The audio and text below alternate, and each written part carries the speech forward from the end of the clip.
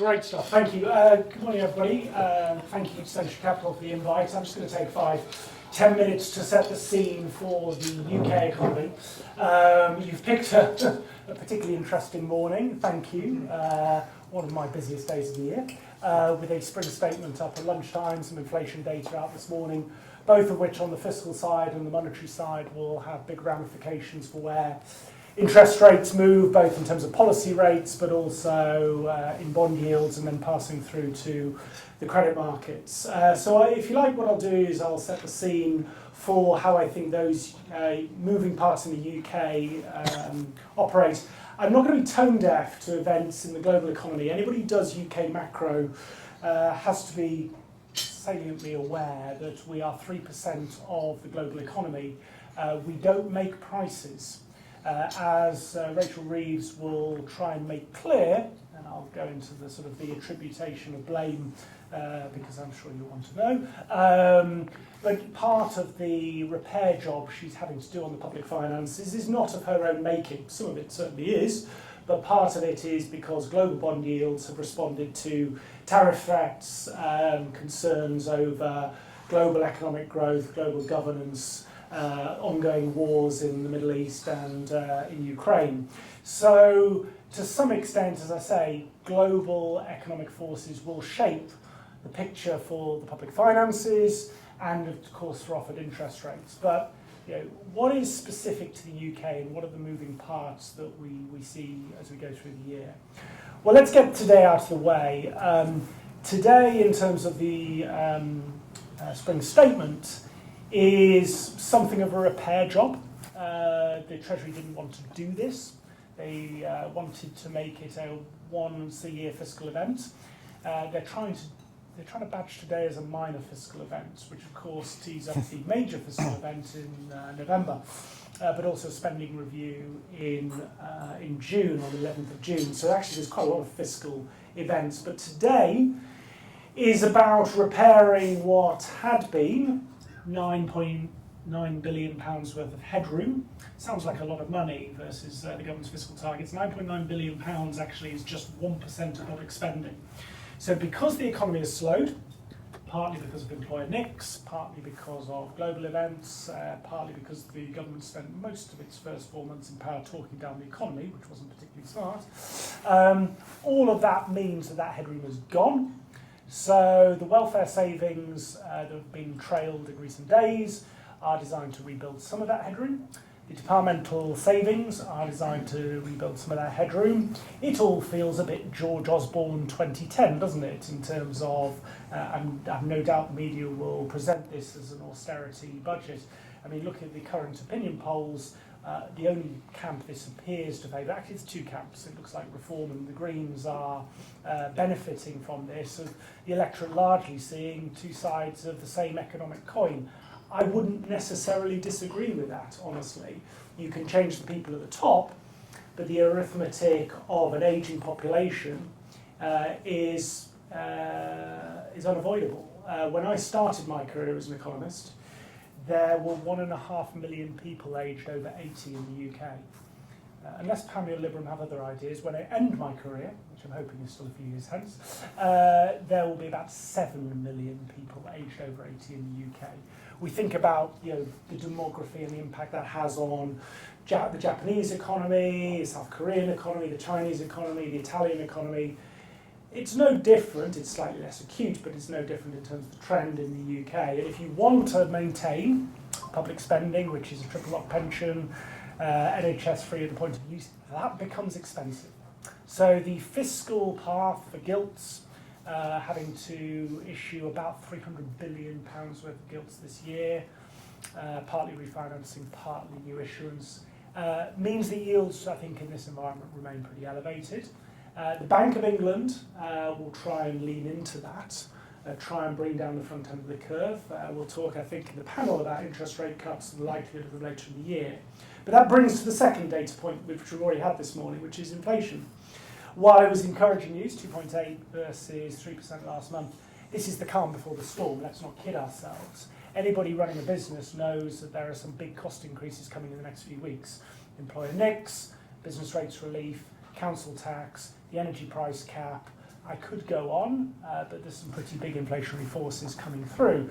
And that was the February data that we got this morning. When the April data lands, we'll get much more of a feel for how the inflation path will be for the rest of the year. I will finish by saying this, that most of the market pricing you're seeing in fixed income markets at the moment assumes that the UK has a stubborn inflationary problem, that the Bank of England is going to have less latitude to cut than other major central banks. Partly that is because economists are, they use long terms and they sound sophisticated, but ultimately they look at the relationships between previous economic events and try and model those going forward. In 2022, when inflation began to spike quite aggressively because of mainly the impact of energy costs, gas prices, businesses felt quite confident to pass through those price increases to the end consumer. Why? Because we just come out of lockdown. Quite a lot of households were flush with cash, excess savings through the pandemic. Therefore, what economists call pass-through was almost one for one. This time around, we're not coming out of lockdown, thank God. We don't have the net cash balances on the household balance sheet that we did post-pandemic. And demand is rather softer than it was in early 2022. And therefore, our expectation, slightly different view to the rest of the street, is that actually inflation will be rather less aggressive than some of the headline forecasts, because companies are going to split the burden between squeezing their margins, laying people off, reducing pay awards, and that will start to limit the impact direct pass-through to end prices. I've spoken enough, but that's, if you like, setting the scene for the fiscal event today, the monetary path for the rest of the year, and I'm sure we can pick that up in the panel discussion. Absolutely. Thank you, Simon, for setting the scene. I think from our perspective, kind of keen to sort of give us some talking points today, and yeah, really appreciate that summary. So yeah, Simon referenced as well, lots of interesting things at play in the UK. I think from our perspective, we want to look at kind of the global scene as well. There's a huge amount of things happening. Obviously, it's you can see it as marginally entertaining or fearful and scary, but effectively, with everything happening and playing out in the US, our geopolitical sort of situation, wars in Ukraine, etc., etc. What we kind of want to talk about and run through the panel today is around the London property market and how that's impacted as well globally, as well as what's happening in the UK domestically. So I guess from our perspective, first sort of talking point question is really, is the London property market insulated from sort of wider economic turbulence? And we'll give Simon a bit of a break after his initial statement, and perhaps come to you, Nick, first of all. Yeah, I mean, I think the answer, broadly speaking, is no. It's a bifurcated picture. So we've obviously had, no news to anyone, 3 base rate cuts since last summer, the first such since the start of the pandemic. This has broadened the pool of mortgage-reliant buyers, giving them access to better, more affordable mortgage deals. And mortgage buyers do form a substantial proportion of the prime London market, particularly in outer districts, in emerging prime locations such as Hackney, Islington, those sorts of locations. Prime central London, as a seat of sort of international affluence, global wealth, is much more price sensitive, much more sensitive to macroeconomic events, and that's resulted in suppressed price growth on a quarterly basis for the past 2 years, particularly in light of the surges in inflation and economic pressures that Simon has outlined already. Prices are down historically by some, I think, 21% in PCL since the 2014 peak, and I think a result of that is that we could be looking at a really good buying opportunity this year. Savills is predicting a drop of 4% across PCL over the course of 2025. So those buying in dollar-denominated currencies, particularly, could be seeing real value in their purchasing over the coming year. Yeah, absolutely. I think from our perspective, a century as well, and probably for those of you that sort of exist in the bridging sort of sector especially, there's more purchases that are coming through. I feel, we've seen refinances historically happening, the last 18 months, 2 years, but starting to see more purchases coming through our pipeline as well. And perhaps, Harry, you can speak to that as well. Sure. So I think what's been, I'd actually agree with what Nick said. I'm not going to be too controversial, but I think you need to get along. absolutely. We've got a cab here. We're getting a cab home. No, Absolutely. Essentially, I think you take London in two markets, from prime outer to prime central London. Both are affected by wider economic pictures, but in different ways. Prime central London is a significant beneficiary of new wealth creation. For a lot of clients, it's a sort of plant the flag type moment, buying a grand residence in central London. Prime outer London, much more sentiment based, much more, but it is needs based as well. So we've seen obviously a wonderful addition of VAT on private school fees, which is driving moves in certain places. But I think what's quite interesting for me is that last year demand in prime central London was almost entirely domestic, partially because of the Labour government's wonderful talking down of the UK economy and reasons to be here. But this year so far, obviously we're only in the first quarter, demand is heavily skewed towards international, which ultimately may be down to a number of factors, but also perhaps the fact that the world hasn't quite ended yet. Despite everything that's going on, London does remain London. I mean, it's a phrase I use a lot. I think we're seeing international demand, particularly, I think, in prime central London for turnkey properties, branded residences like the ones over there and the ones on Hanover Square, is really driven by those international clients, those international buyers. And as Simon mentioned, the UK is a relatively small part of the world economically, but from a real estate perspective, it is one of the first places people look to spend money when they make serious capital. Yeah, absolutely. And internationally, obviously, we talked about the US briefly, but a lot of the buyers are obviously forming those international pool from the States as well, far higher than we've seen sort of in previous years, where China or the Far East would be kind of a higher level of buyers. The highest percentage for the first time ever as Americans. Yeah, absolutely. And why do you think kind of the UK is that option where globally there are other opportunities out there? I think kind of from stamp duty and the other sort of headwinds or barriers to entry for the UK, there are other international locations that obviously buyers could opt for. So what keeps London sort of, do you think, sort of popular or the chosen sort of destination for those buyers? I think there's a few things that we sort of take for granted living and working here. One, it's an incredibly livable city. Obviously there's a wider conversation about crime, but there are a lot of enclaves within prime central London where you can have everything that you need as an individual or a family within a very short walkable space. I think that's one point. And then also we have an incredibly strong rule of law and enshrined property rights, which have existed for a very long time. And unlike some other jurisdictions around the world, it's very difficult to imagine Prince Charles rounding up the UK's wealthiest and holding them up in the Dorchester until they dispose of some assets. It's just not going to happen.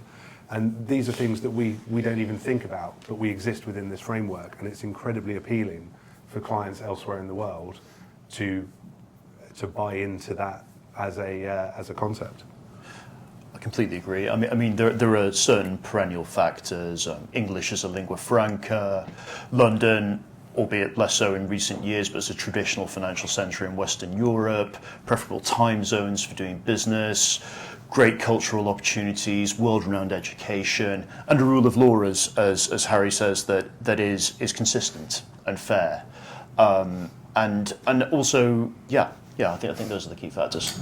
There's another aspect to this which is perhaps more contemporary as well, which is if you think about what is focusing the mind of asset class agnostic investors at the moment, it is Liberation Day on the 2nd of April, as the President's calling it, the idea of multilateral trade tariffs around the world. Well, if you're thinking of real estate as an asset class competing amongst the other asset classes for invested capital, what are tariffs, and indeed what are non-tariff barriers associated with that? They are frictions. They are cross-border frictions, and economists model these as effectively sand in the gears of the global economy. The one advantage, it really sits apart, doesn't it, real estate as an asset class? It's quite difficult geographically to move this stuff, and therefore the very thing that both intangible and more industrial assets and trade goods are fearful of in terms of margins, profit margins, pricing, that is something of a headwind, an uncertainty headwind. Nobody really knows, I think, how the various positioning of the US trade representative will evolve. But if you are concerned that adds or squeezes your margin, adds cost, then real estate sits aside of that because those cross-border frictions are somewhat impervious to trade conflicts. Yeah. Great, yeah, absolutely. I think we touched on the fact that prime central London especially has sort of had a downturn in terms of values and whatnot. So there's obviously opportunities there that arise, and effectively, not just looking at prime central London, but outside, Greater London and the home counties. There's a blossom and a blooming that can happen, obviously, in terms of the market showing interest there. So I think kind of next piece is the London market open for business. We talked about tariffs. We're in a world where there's headlines about tariffs every day from our cousins over the pond, and how that's going to impact the UK, as there's obviously like an echo chamber between the US and the UK around how we, that they will transact or operate, and we then tend to follow suit on a number of things. So yeah, perhaps talk to that, opportunities for investors, where you see sort of perhaps growth areas in London and slightly further afield. I'll go to you first then. Yeah, sure. So in terms of regulatory changes, we've obviously had the shifting of the unwinding, I should say, of the non-dom status announced in the budget of last year. From our perspective, we haven't seen a massive influx of stock coming to the market. A lot of our non-dom clients have taken advice when the policy was first trailed in the Tory budget earlier last year. And a lot will choose to retain a base in London and perhaps enter the letting market, potentially become accidental landlords themselves. In terms of inward investment, we are seeing interest from American buyers on a private basis. Those haven't converted heavily into sales just yet, but we are seeing an uptick in activity through website searches and inquiries via our lettings business. Yeah, and on that point, Nick, obviously there's a lot more international kind of settlers that are opting to rent rather than to buy. How does that impact kind of again the market in terms of from an investor perspective rather than people that are owner occupiers?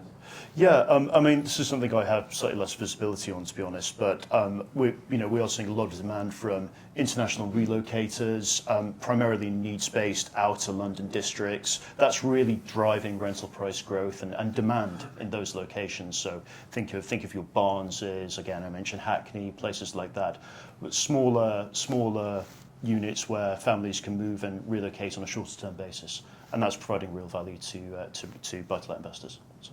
Yeah, great. And Harry, to you? So, I mean, to answer, is London open for business? I would say very much so. But the types of business that are appealing to investors has changed quite a bit. I think speaking personally, I don't see a huge amount of demand for single investment properties, where traditionally the type of client who would have deployed, say, 3.5, 4 million, 5 million pounds into a single unit, accept the fact that the yield was going to be a bit rubbish and hold for capital appreciation. Those same investors are still looking, but they're looking to take advantage of commercial stamp duty by bundling 6 or more units or purchasing a freehold of 6 or more units. There's more demand for that sort of thing across the board.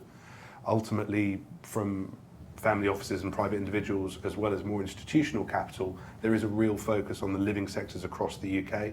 Some of that is addressing the demographic changes, retirement living and things like that. But private rented sector, partially because it's still very difficult for a lot of young people to get on the housing ladder, there's a lot of money chasing that sort of investment and asset class. I also think we won't see the full ramifications of Rachel Reeves's non-dom tweaks for another sort of 4 years or so. But I did actually have a conversation with a couple of clients last week, which I promise wasn't staged for this, by the way. This did really happen. One of them is an existing non-dom. He moved here from Hong Kong some time ago, and we were talking with his friend who was just thinking about making a move. And he put it, it's bad for me, but it's very good for you, because for his friend, who's looking at essentially the transitional rules, it's an opportunity for him to bring an awful lot of capital into the UK without actually it being subject to any kind of additional cost.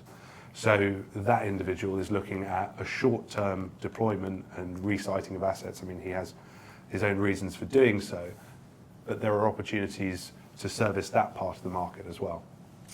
And you mentioned that the PRS sector as well, Harry, and I appreciate this conversation is predominantly London-focused, but in terms of buy-to-rent, build-to-rent, PRS, we're still seeing a lot of appeal in more regional urban centres such as Manchester, Leeds, holding a real appeal for smaller SME developers as well, actually. You've got the expansion of Media City in Manchester, South Bank in Leeds, and that city also positioning itself as a tech centre within the UK. There are still opportunities away from the capital as well, I'd say.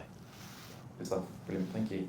And finally, just to round up, I guess, with our third question, which is the one that you guys may take away from today, potentially. So obviously, we've held, Paul mentioned, we held these events on the cusp of big days or big weeks for the economy and for our government. And I think kind of from our perspective, keen to sort of hear where the panel sort of sees base rate towards the end of the year and how the economy is going to perform with such a interesting sort of stage that we've got. So what I'll do is be very kind to both Mark and Harry and ask them first before Simon. But if I could perhaps have your thoughts on where you think base rate would be, and then also mortgage rates and how they're going to sort of move. Yeah, absolutely. So, I mean, from our perspective, Oxford Economics, the sort of analysts that we follow predominantly in Savills, are still predicting 3 more base rate cuts this year, taking the overall Bank of England base rate down to 3.75%. I see the rate as landing either there or close to 4% potentially. Obviously, the frequency and the depth of the base rate cuts will be impacted by larger inflationary pressures, geopolitical events, Trump's tariffs being one. In terms of average mortgage rates, it's obviously going to depend on the structure. I mean, you all here will have far more visibility and a lot of thoughts on that, I'm sure, but I think around 4% for the average rate is probably going to be a sensible landing point for 2025. Great. Harry? Okay. So I'm not going to deviate that far from what Nick said. I think it's probably going to be somewhere between 3.75 to 4 by the end of the year. Seems to be a consensus among a lot of the banks and other lenders that we speak to. That seems to be the expectation. Markets were predicting 2 base rate cuts. That may have changed as of this morning. We are in the era of monetary policy by TikTok. Things seem to change on a dime. That's probably going to have more of an impact on lenders who have less sort of treasury-based funding and more swaps-based funding. So there may be a period of volatility, as there usually is for a couple of weeks following any kind of news we see. But I think in terms of where retail mortgage rates are going to settle, I think we're probably going to see mid to high 3s for the sort of very vanilla, low loan to value, easy remortgage business that the big sort of high street lenders compete very heavily on. But it's probably going to be between sort of 3.5 to 3.75 at a low point and 5-year fixed money. The one sort of controversial call that I will make is I think that the Bank of England there might be a tearing up of the inflationary target. For some of the reasons that Simon mentioned, I think we're going to see inflation being a lot more persistent. There are long-run changes that are inflationary by nature. We have the move towards net zero as well as an ageing population. These are things that by their nature are inflationary. They take more capital for less output. And I think probably at some point someone's going to have to get comfortable with ignoring this arbitrary 3% target and accepting that we're going to have a little bit more inflation in the economy for the long term. If only it was a 3% target. But look, I'll pick up on that point on the mandate. So the Bank of England, those of in the room who are old enough will remember that the Bank of England's independence granted in the late 90s was built largely on the Bundesbank model, despite the experience of the UK economy and the ERM in 92. The inflation targeting credentials of the Bundesbank was seen as an appealing feature. And that is in contrast to the Federal Reserve, which of course makes the cost of capital for the whole economy, that is a dual mandate central bank, and can pivot much easier if there is weakness in particularly the jobs market. As we saw over the summer, the first rate cut from the Federal Reserve was a 50 basis point cut off the back of some pretty soft, and it turned out pretty misleading data from the jobs market. So I think rather than tearing up the inflation target per se, I think more likely, if there is going to be a movement on how the bank is mandated, You could plot a path if you're the government of saying, look, we're asking the FCA to be more growth focused. We're asking Ofgem, Ofwat, all the offs, off track probably, to be, sorry, it's an old joke, because the railways are a little bit better now, it's not as funny as it was 20 years ago. But anyway, it would be consistent with the idea of regulators, and you can think, of course, of the Bank of England as that monetary regulator and financial stability regulator, having more of a balance, more of a balanced mandate like we see with the Federal Reserve. I don't think it's imminent, but is there a pathway towards that which could accommodate a little bit more inflation, recognising the demand is pretty soft? Yeah, I think it's a reasonable summation. Where do we see Bank of England base rate going by the end of the year? Well, we're a little bit more aggressive than Oxford Economics. We think we'll get 5 more rate cuts this year. Now, that's quite a big call. I understand that it's not consensus. I think some of the reasons I alluded in my intro, that we'll get less pass-through from some of those spikes in cost pressure through to end prices means that the inflationary picture will be somewhat better. You also have to ask the question, where do the Bank of England think that neutral is, the famed R* interest rate? They don't publish forecasts, but they probably think it's somewhere around 3 to 3.5%. So, arriving at 3.25% by the end of the year would take you to that point, as most of the inflation that comes through this year is rather regulatory driven.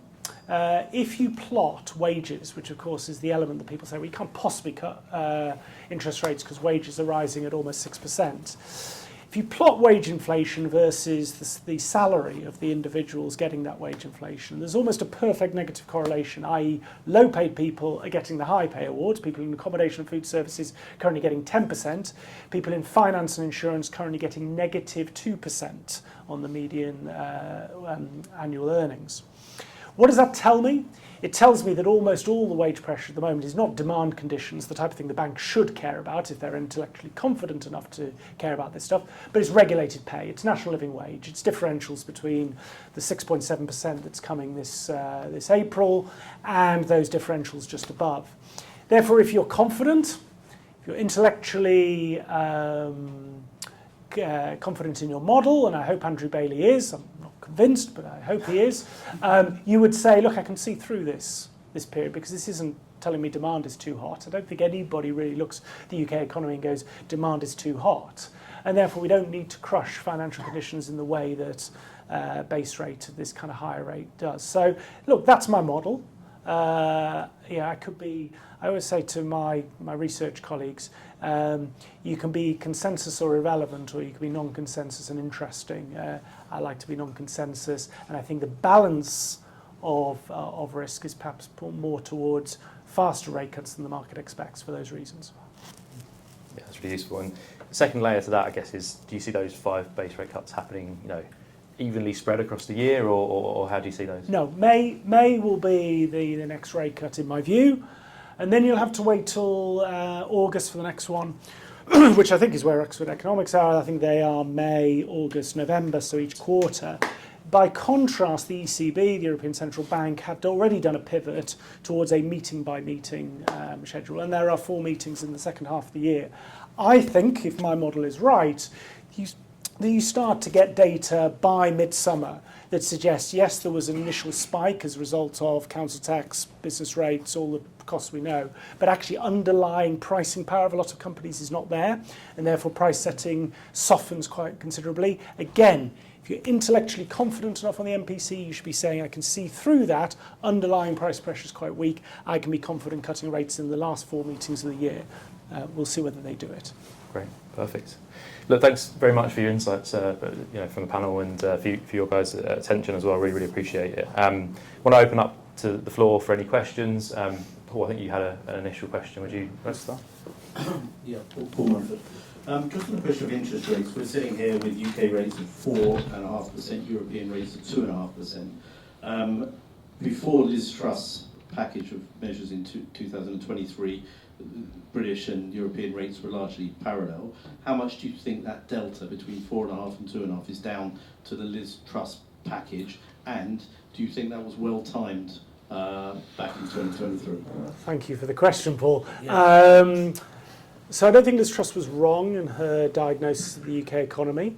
I actually think the mini budget, in terms of a policy prescription for a more agile, more vibrant, more productive economy, was the right one, but it was spectacularly poorly timed. Her economic advisors should have been saying over the course of the summer of 2022 that the gas price, the wholesale gas price, had jumped from 50p a therm to £5 a therm. You know, there were, not Pamela Liberum economics, but there were some economists, Goldman's were one, who put out a 20% inflation forecast for the early part of 2023. We didn't get there, but to be fair to Goldman's, if you plugged in that gas price and it had stayed up there where it reached in early August, you would have got that kind of, and you hadn't had the energy price cap, energy price guarantee. So I think Liz Truss, right diagnosis, right policy prescription, terrible timing, and she must own that as a legacy. So while she was again on my social media feed sort of defending her approach this morning, that is tone deaf to the fact that chancellors, prime ministers, must be sensitive to the operating environment they're in, and that it's not all of their own making. Events in Ukraine were driving that. So then back to your question around the spread between European rates and UK rates. Partly there's a bit of a scarring effect that is still persistent from that period of time. You can see the spreads blew out and have never quite closed up. But also the Eurozone is a very different structured economy. The demographics are less favourable in terms of the R star level is almost certainly about 100 basis points lower than in the UK. But also the energy market. And there's lots of stuff where the UK gets a bad rep as an economy. We're crap at this, we're crap at that. Actually, we're rather middle of the road if you look across almost all metrics. There is one outlier, our energy market, which has been spectacularly poorly managed for decades, plague on all governments. We've made ourselves the most costly energy market in the OECD. As a result, inflation, albeit energy-driven inflation, sticks around. And therefore you add an inflation premium through the bond market as a result of when energy price shocks happen, the UK is a high beta economy versus other parts of Europe. Now, Germany has this problem as well, but then there are other parts of the market which are much better. France with its nuclear program, Spain, they're much better run energy markets where that persistence of inflation is rather less, and therefore gives the ECB much more latitude to respond quickly to loosening financial conditions than we've had to. We get echo effects from energy-led inflation that are still working through the system. Yeah, very interesting. Great. Any other questions? Yeah, please. Hi, Rebecca. I think it was either Nick or Harry who said that potentially we won't be able to see the effect of the removal of the non-dom system potentially 4 years. But today, with the data that you have in 2025, do you have any idea of what kind of impact that might have for London and the UK? I think it was me that said that for my sins. So I think we don't. The answer is we don't know. It's going to be heavily masked because of that 4-year transition period. So for me, the likelihood is that Rachel Reeves will be able to hold her hands up and say, look, how many people are bringing more capital into the UK?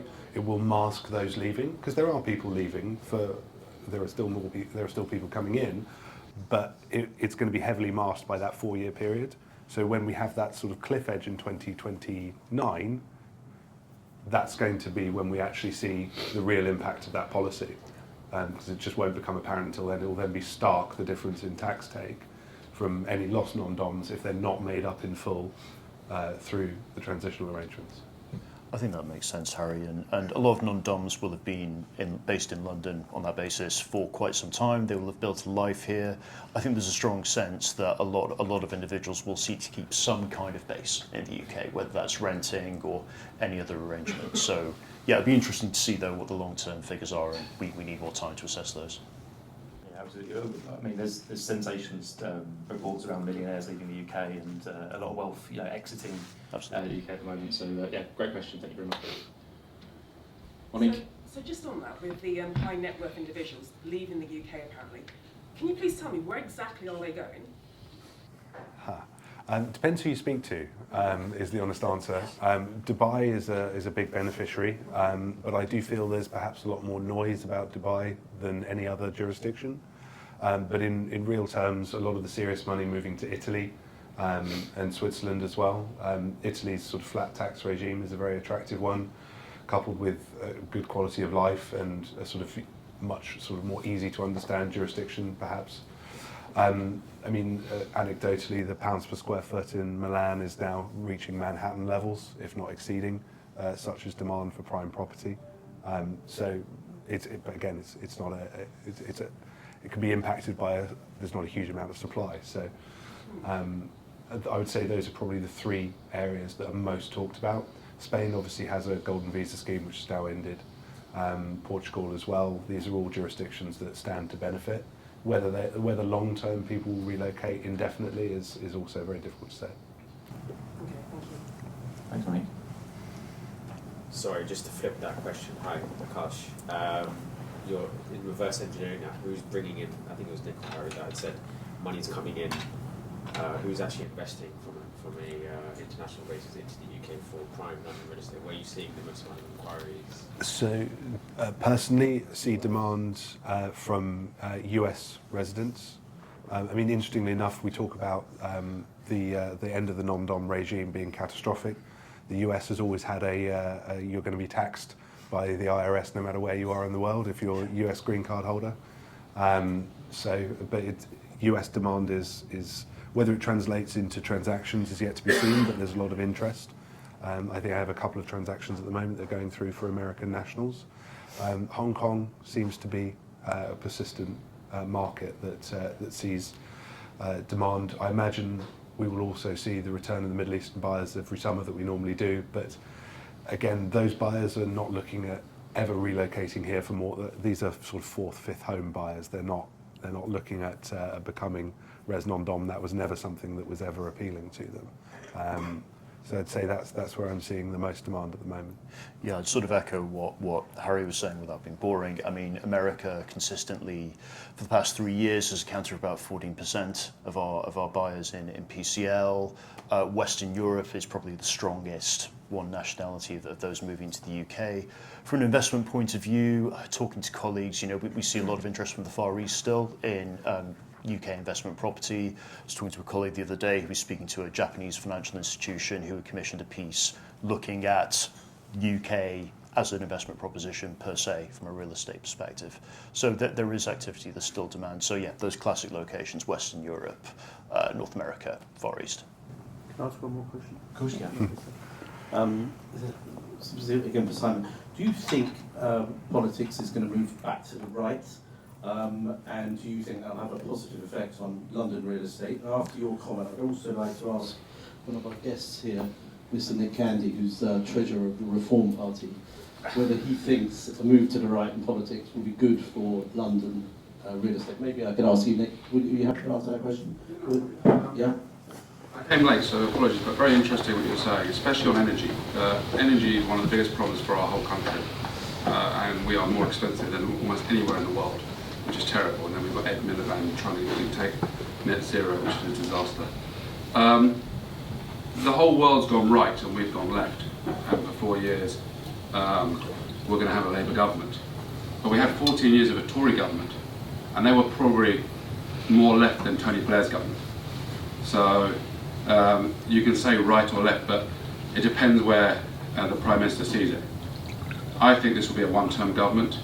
I think Nigel will be the next Prime Minister of this country. I know that will shock a lot of people, but you can see it in the number of members he's got, where the country's going. And I think Prime Central London, and I'm a big believer in Prime Central London for a long time, but I think it's been decimated. The only good news is supply is super tight. Okay, you can't build skyscrapers every day. It's not like New York. There's very little left. There's a few things in administration, but there's very little left. I can't see anyone building a One Hyde Park or the old War Office or One Grosvenor Square for a long time. Planning's not there. You can't build a flat bigger than 2,500 square feet in most of the locations. Your affordable housing contribution is too big. Getting the contractors to do it's almost impossible, and the buyers are no longer there because the non-dom market has been, not non-dom, but it's been decimated. And COVID was the spanner in the works. COVID was the spanner in the works both for Brexit and getting Brexit done properly, and COVID was also the spanner in the works in the sense that wealth mobility became enormous. You don't need to live in London. If you're a wealthy person, you can go wherever you want. The only thing that really keeps a family in London will be schooling. All the rest, there's no real reason to stay. If you're a single bachelor or a single woman, why can't you go and live anywhere else in the world? You can. And COVID showed that. I spent a lot of time today in the UAE. I don't think it's just Dubai, it's Abu Dhabi as well. And I think one of the big issues we have here is crime. Crime is actually out of control. The amount of people I speak to, a tourist, a businessman that comes here, has had their phone stolen, had some element of crime, and you phone the police, and the first question they ask is, are you hurt? And you say no. Okay, that's it, that's the end of the case. There's no punishment for crime. You touched on earlier rule of law. Rule of law in this country was what made this country so spectacular. We're the English, the motherland of the English-speaking language, so we'll always have an advantage. But unless you have rule of law and crime is sorted, you have huge problems. And I never thought I would say this, but this country is full of bed judges. Okay, judges that are paid off. Okay, I didn't expect to see it, I didn't believe it, and I've seen it firsthand numerous times. Okay, so when you lose rule of law, you have a huge problem. Okay, and we're going to be in for a bit of a rough ride. And London will always be London. London's a great city, it's one of the capital cities of the world. But we've seen how Hong Kong went down super quickly. Yeah, Hong Kong was one of the capital places in the world. If you wanted to sell residential real estate, you'd go to Hong Kong for a weekend, you'd sell your development in a weekend. Those days are gone. So we shouldn't be arrogant to say that London will always be the #1 city in the world. Because I think it was the #1 city. Is it today? Probably not. And do we think that we will be going right as a nation in terms of politics? I think we will. Okay, and that's why I've decided I won't be here in 4 years' time unless politics in this country changes. That's great, Nick. Very good feedback. And Simon, do you think the move to the right will be good for real estate? So I do agree with Nick on quite a lot of that, particularly on the idea that we are an outlier in the global political movement towards a smaller state, a state that treads less hard on people's liberties. And therefore I'm inclined to think it will be a one-term government despite the majority. The issue is, when speaking to the electorate, is we get the politicians that we deserve as an electorate. We are cakeist by our very nature. It has long been said of the UK that it wants a European level of public services and US levels of taxation. The political challenge, and whether it's Nigel or anybody else to grapple, is how you square that circle, which is pretty embedded in the psyche of British people. You ask them whether they want to abolish the triple lock, you ask them whether they want to remove NHS free at the point of use. The big things that necessitate, absent a spectacular growth upsurge, they necessitate the high level of UK taxation and cut the services on crime and justice, which I agree with Nick completely. That undermines the attractiveness of the UK as an investable proposition. Those are functions of an ageing demographic and a population that vote, at the ballot box at least, for quite left-wing economic prognoses. Somebody who can plot a path through that inherent contradiction in the electorate has the electorate there for the taking, but it's one hell of a task. Excellent. Really great insights. Final pass. Any more questions in the room? I'll take that as a hard no. Great. Well, look, thank you very much for your attention. Thank you very much to our panellists today. Hopefully you can leave today with some insights and some value from this morning. Obviously there's breakfast, there's time for networking. So yeah, please enjoy. Thank you very much for your attention.